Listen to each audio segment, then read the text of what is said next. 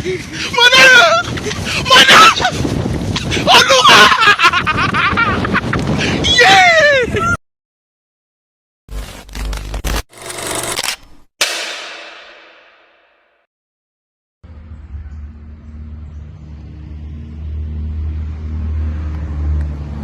Assalamualaikum warahmatullahi wabarakatuh. Halo everyone.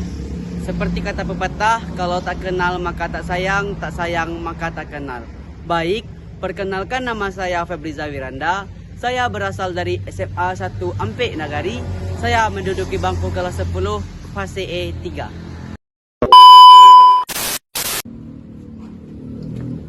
Baiklah teman-teman, saya akan menjelaskan beberapa materi tentang sejarah tram.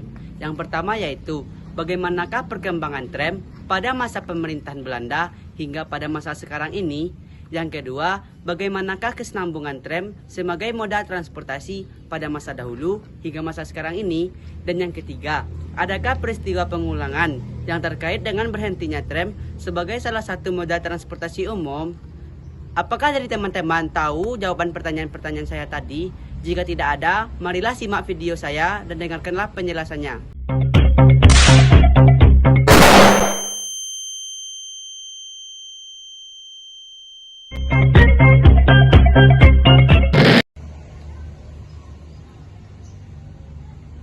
Penjelasan nomor 1. Masa dahulu atau awal perkembangan. Dengan menggunakan tenaga hewan atau tram kuda. Tram kuda muncul di Jakarta, Batavia pada tahun 1869.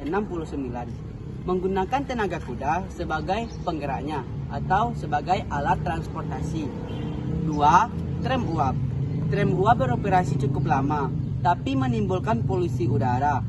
Masa setelah kemerdekaan, pertengahan abad ke-20. Perubahan kebijakan. Karena dianggap berisik dan mahal, banyak tram di berbagai negara termasuk di London diganti dengan bus listrik. Hal serupa juga terjadi di Indonesia. Masa sekarang atau abad ke-21. Kemunculan tram listrik.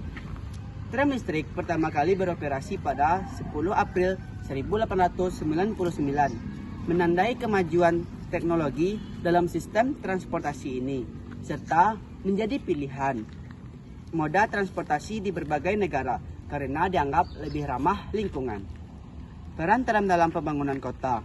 Tram kembali dipertimbangkan di berbagai kota sebagai solusi untuk mengatasi kemacetan dan polusi, serta untuk mendukung pertumbuhan ekonomi dan mobilitas penduduk. Selanjutnya, penjelasan nomor 2.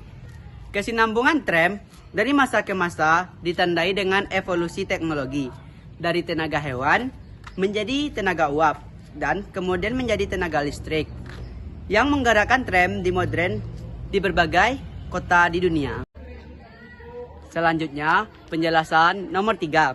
Tidak ada peristiwa pengulangan langsung seperti berhentinya tram yang terjadi lagi di masa kini.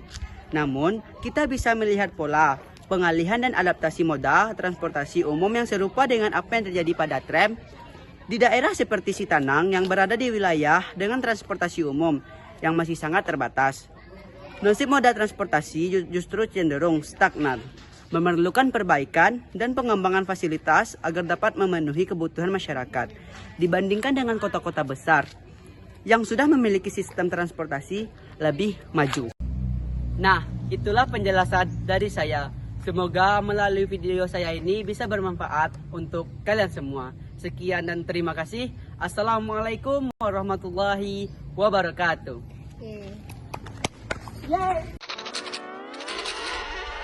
I did it.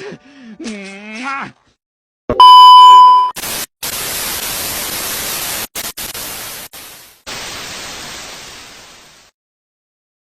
Thank you, everyone! Thank you, Elmar! Boom!